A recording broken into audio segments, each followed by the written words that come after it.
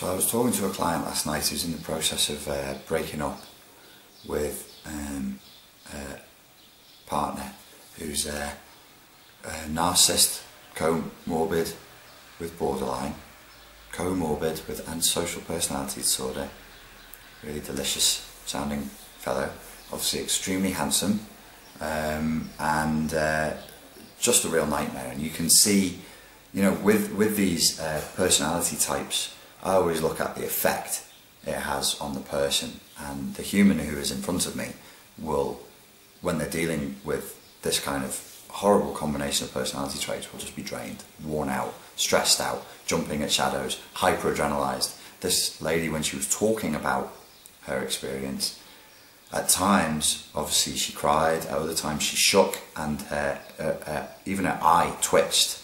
These people look like trauma victims. They come in and, you know, eyes are darting around the room, and even if I do face-to-face sessions, I get adrenalized. You know, you're getting the pheromones, the hormones, you're talking to them, the state, so your state gets pulled into their state. And I said to her, look, if you're going to split up with this guy and you're going to be able to deal with it, I need you to deal with everything you're going to lose. And you face that, and if you can deal with that, then I can help you. And you can take the pain of that, we can move forward in life, but I need you to be I need you to be tough, I need you to be a soldier, I need you to be Spartan. You're going to have to be self-disciplined, you're going to have to accept pain, and you have to be single-minded and focused and move forward. Okay, so we did all that. And she said, okay, I'll go away, I don't want to do it. I said, I know you don't want to do it, but face what you will lose in this relationship. The amazing sex, the attention, the validation of being out with a good-looking guy, blah, blah, blah, all that stuff. So I see her the next day, and she told me she'd written down a list, and she was sheepish and shy, and she said, you know, on this list of things that I didn't think would be there. And I said, what were they? And she said, one of the first things I wrote down was that I would miss how he makes me look when I go out with him, the validation of being out with a good-looking guy. And she said, there's a whole bunch of stuff I wrote here that sounds very narcissistic. And I smiled, and she was like, well, why is that? And I said, well, if you're with a narcissist, comorbid, borderline, you'll be sucked into their reality tunnel, and eventually you won't become a narcissist. I speak to people all the time and they're like super paranoid, as I was when I went into counselling for it in 2009. I was super paranoid talking to my counsellor and being like, you know, am I like her? Am I a narcissist? She's like, no, but you will have developed narcissistic traits. Your whole coordinates for life subtly change, they subtly move, and you become a different person. You learn to become more narcissistic, more vain, more in line with their values, because they slide in there. And through state management, it's kind of like a psychological aikido. Our energies will blend, and you will come over here now, and you end up in weird places where you shouldn't be. When they're comorbid with borderline, you also become more paranoid, more insecure, more fear of abandonment. She told me a story where she went out for a walk one day because she wanted to have a walk in the woods, and he was having a nap or something, and she got back and he was freaking out. Classic borderline, massive fear of abandonment. Another client was telling me of how she went downstairs to get a glass of water one night and came back to the bedroom, and I think it was her boyfriend, was freaking out. I woke up and I didn't know where you were, blah. Borderline, huge fear of abandonment. So this video, I want to talk about how we learn to become psychologically unwell like the people we're with, and how you can actually create a borderline. Now, the true creation of a borderline, there's a hell of a lot to it. I just want to deal with one element of it, one very important element of it.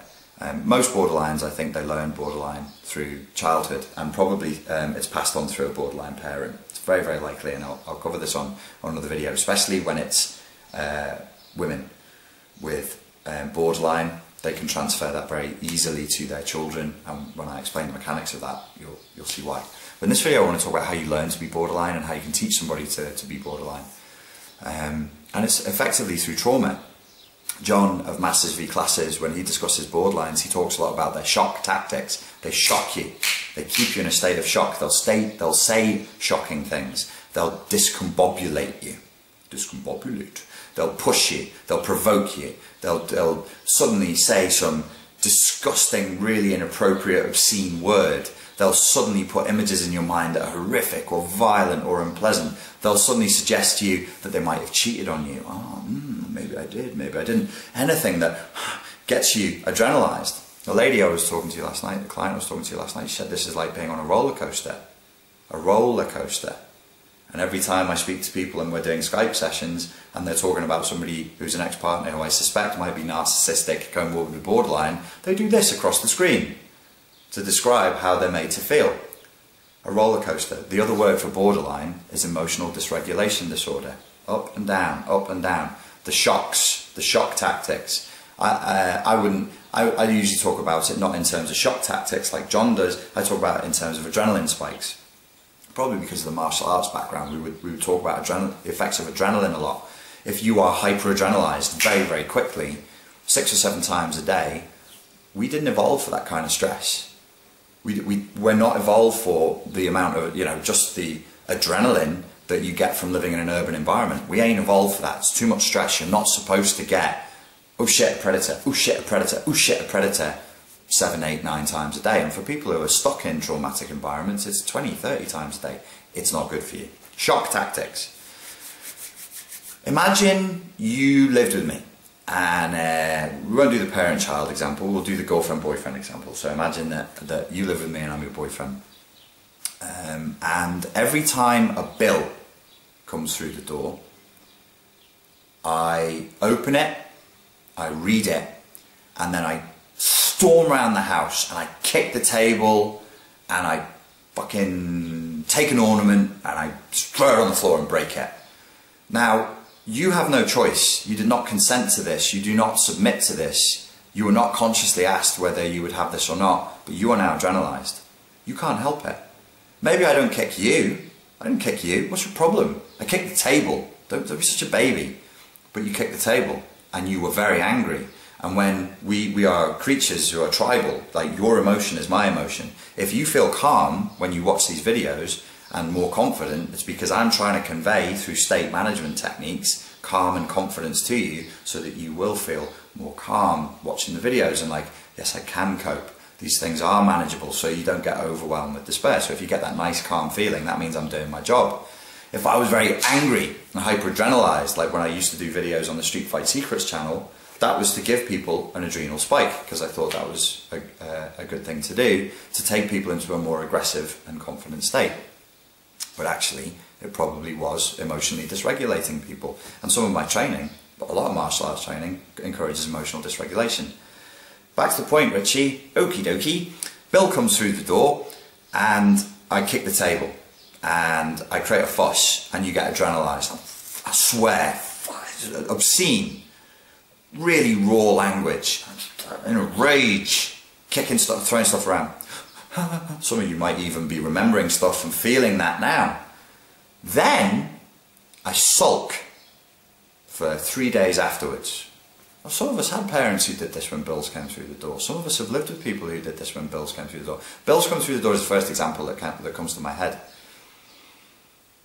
And then I sulk for 3 days. You don't know where you are, you don't know when it's going to end, you don't know, is he angry with me? I mean, does he think that I racked up that bill? Is it like, what's happening? He was loving and we were in a loving relationship and now he's not.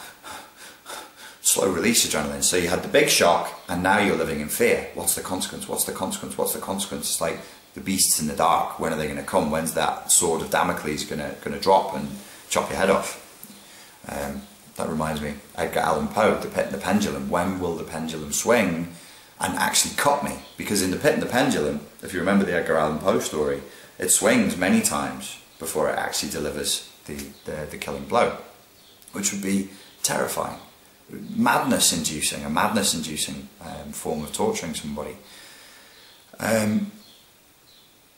Now what happens? So say we split up, or you leave home, you're not with that parent anymore who's a borderline, you're not with that boyfriend anymore who's a borderline. But every time a bill comes now, you don't feel good. I wonder why.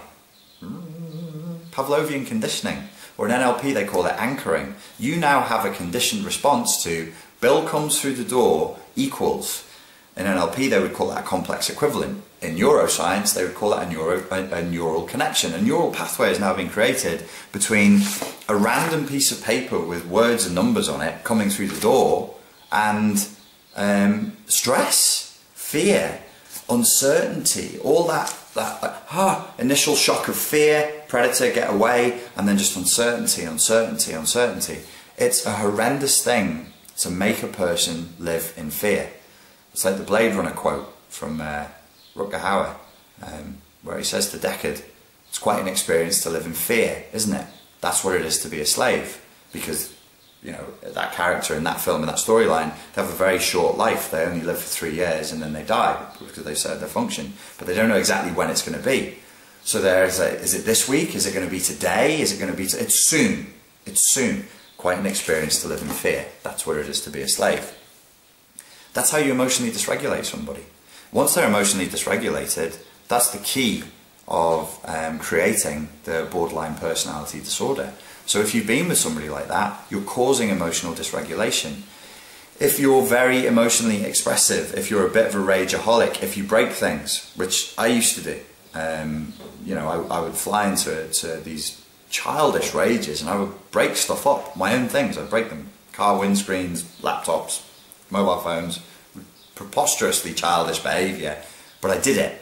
If you were around me when that happened, you would become emotionally dysregulated and you would think, fuck, I don't know, is this guy gonna like flip? Is it gonna be now? Is it gonna be later? When's it gonna come? And it'll always keep you off kilter.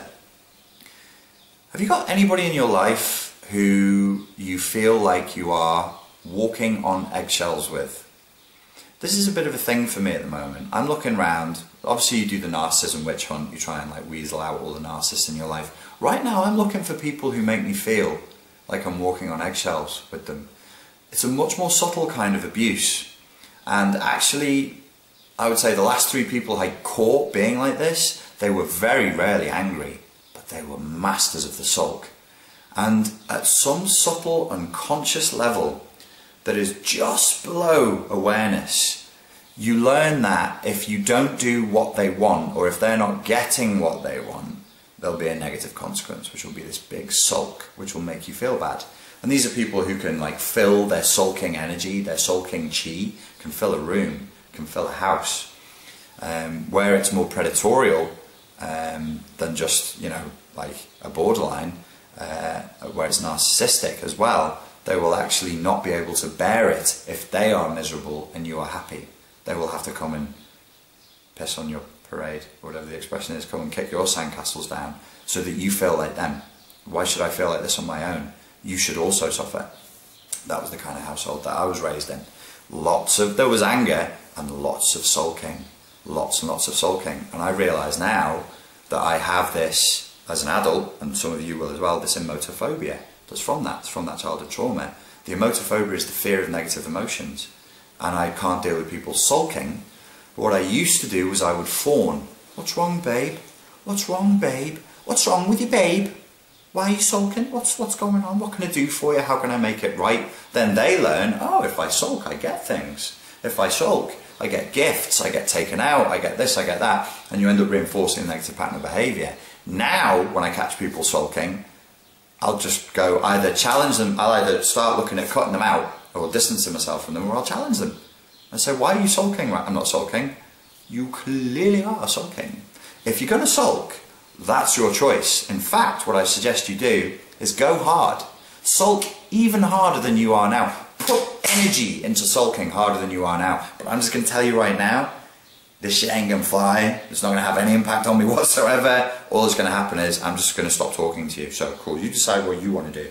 And you don't reward that behaviour.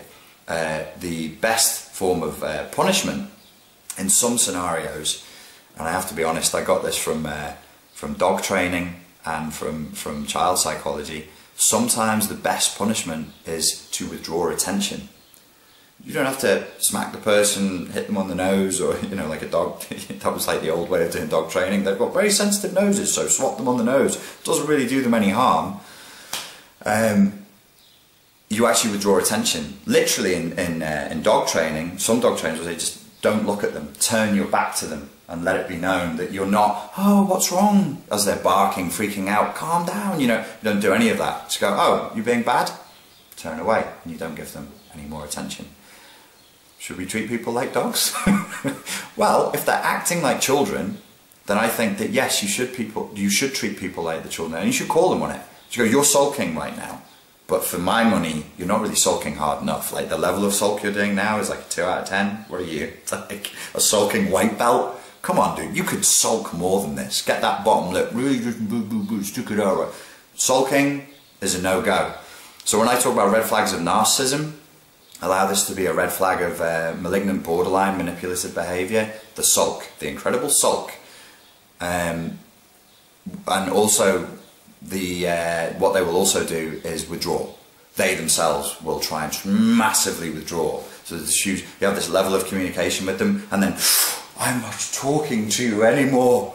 And then they'll look over and, have you noticed I'm not talking to you? It's like, do what you want. Go ahead and not talk to me whilst I don't notice it, you weirdo. Okay, so that's how you emotionally dysregulate somebody. There's obviously much more to creating a borderline than that, but that's just a key element of it. I hope you enjoyed that video. Hope you found it useful. I think I'm going to do a video tomorrow on how to emotionally re-regulate somebody. If they're a benign borderline, they've got a bit of insecurity, they've got a bit of emotional dysregulation, you've got a girlfriend or a boyfriend who falls into that category, you can emotionally re-regulate them. So we'll discuss that in the next video. Thank you very much for your time and your attention.